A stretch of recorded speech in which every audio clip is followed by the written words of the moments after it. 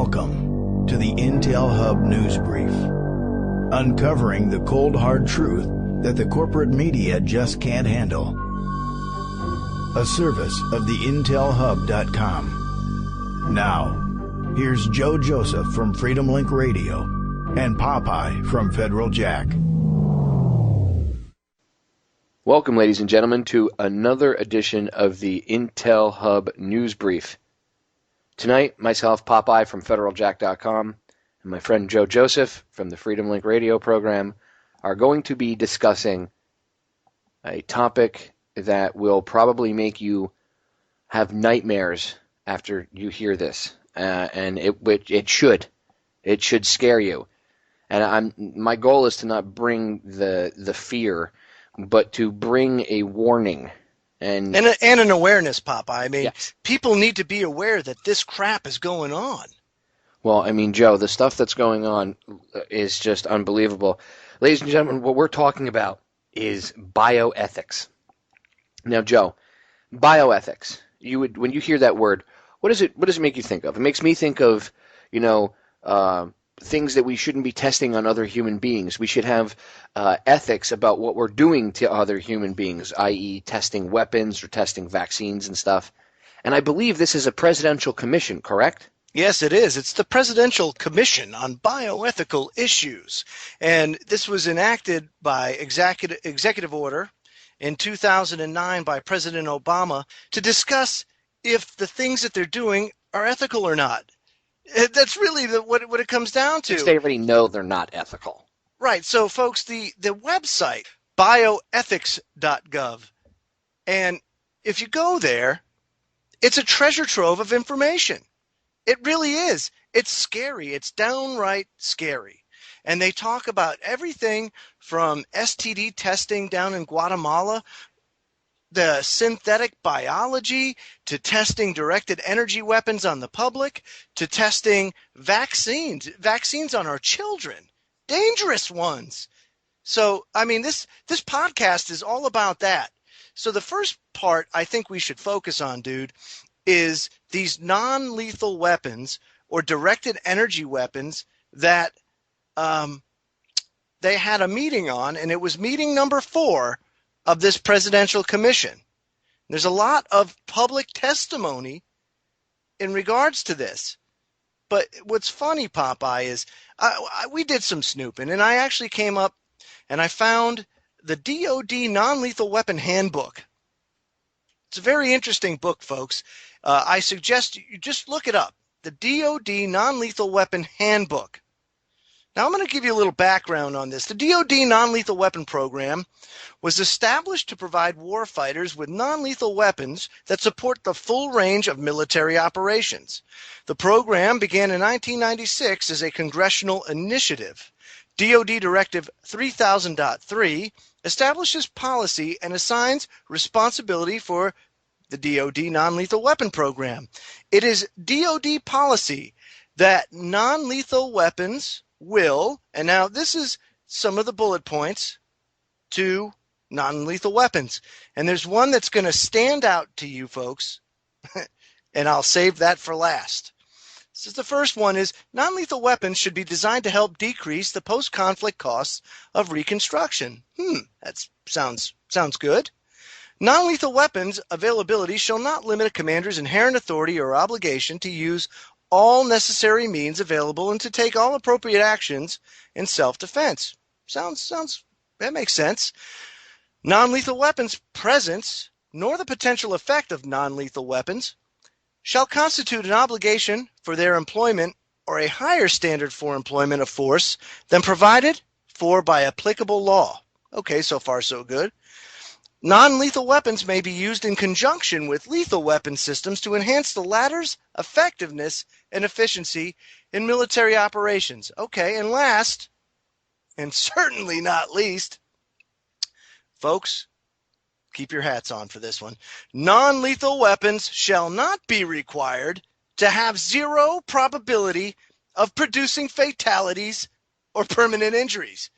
Popeye, how is it a non-lethal weapon then? Could you repeat that one more time just for the listener? Non-lethal weapons shall not be required to have zero probability of producing fatalities or permanent injuries. Popeye, a .357 Magnum will not kill somebody each time you shoot somebody with it. Yeah, if I shoot somebody in the foot with a .357, I guess you can consider that a non-lethal weapon. It is a non-lethal weapon by definition. Under that train of thought, you know what I mean? That's right. According to DOD Directive 3000.3, your .357 Magnum is a non-lethal weapon.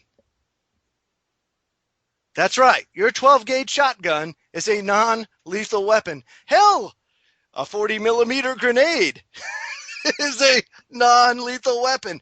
And what do you know? What do you know, folks? In this handbook, they use 40-millimeter grenades as non-lethal munitions. Hell, they have mortars as non-lethal munitions. And people are going to say, Joe, how the hell could you use a 40-millimeter grenade as a non-lethal weapon? Well, because it's defined as such in here. And it's scary if you look at what it is that they're using it for. Ladies and gentlemen, I suggest you look up the Taser X-Rep. It is a taser, a shotgun shell with a taser, basically built inside of it. They fire it out of a shotgun. The projectile can travel, I think it's like 75 or 80 feet or whatever it is in a straight line. And when it hits you, not only does it knock you down for 30 seconds, but if you try to pull it off because of the way it's set up, as soon as you pull the wire, it charges you. It hits you again. So picture that on steroids, because that's what this thing is. This is what the title of it is: 40-millimeter human electromuscular incapacitation projectile. You want to hear the description? Check it out. A 40-millimeter non-tethered hemi-munition with increased distance over currently available tethered devices from 10 to 100 meter threshold and 10 to 250 meter objective with 30-second threshold and 3-minute objective duration. Related efforts are Harbinger and Disable Point target programs. And the concept of employment, meaning what they would use it for, is force protection, entry control points, crowd control, patrols, and other defensive and offensive operations. One other scary non-lethal munition besides the 40-millimeter, taser round, as it were, there's also riot shields that will suffocate protesters with sound waves. That's right. Riot shields that will suffocate. Suffocate. Say it one more time. Riot shields will suffocate protesters with sound waves. It's an article from RT on this, and this actually dates back to December 21st of 2011. This came out, and not many people, some people paid attention to it, but not many people really, were paying too much attention at the time. It was a couple of days before Christmas. Law enforcement can already beat protesters with batons, spray subversive chemicals into their eyeballs, shoot rubber bullets at a speed of around 10 yards per second, and blast deafening sound bursts.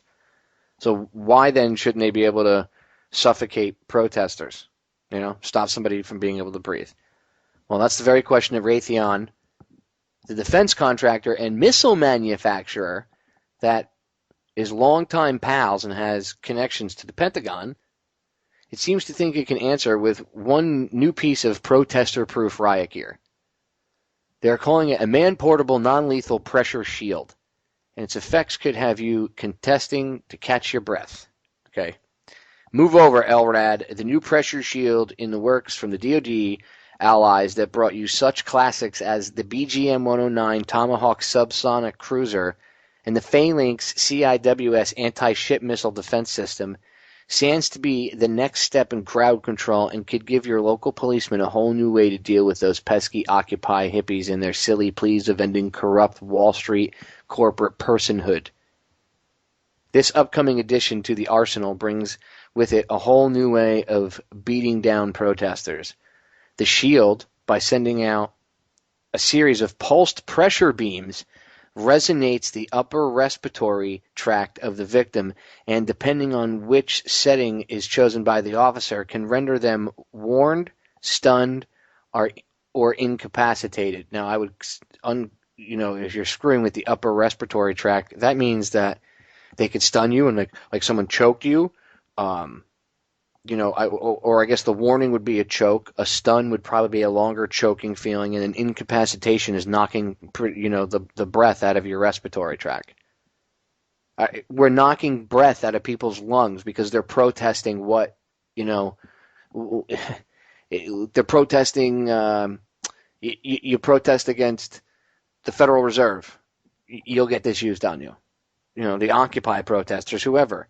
And it's in the Constitution that you're allowed to protest, and yet we have the DOD working with defense contractors and everything else to make these weapons, and out comes this thing for quote-unquote police, the militarized police. By blasting waves of mixed force and threshold, the users of the shield can tiptoe the line that borders on discomfort for the victim but also teeters dangerously close to eardrum rupture and lung damage. Eardrum rupture and lung damage, not or, and. Even the weakest blast of less than 10 G at a close enough distance will be able to penetrate the pain threshold with barely 140 decibels of sound. Unbelievable. Just unbelievable. I mean, ladies and gentlemen, if you can't see what's going on, militarized police, that's another, issue by itself. When I was a kid, the cops used to walk around with, the beat. They used to know everybody, even if they had cruisers. They knew the people that lived in town. Nowadays, it's, stormtrooper outfits, and they don't know anybody in town. They don't care to know anybody in town. Everybody's a possible terrorist. Unacceptable.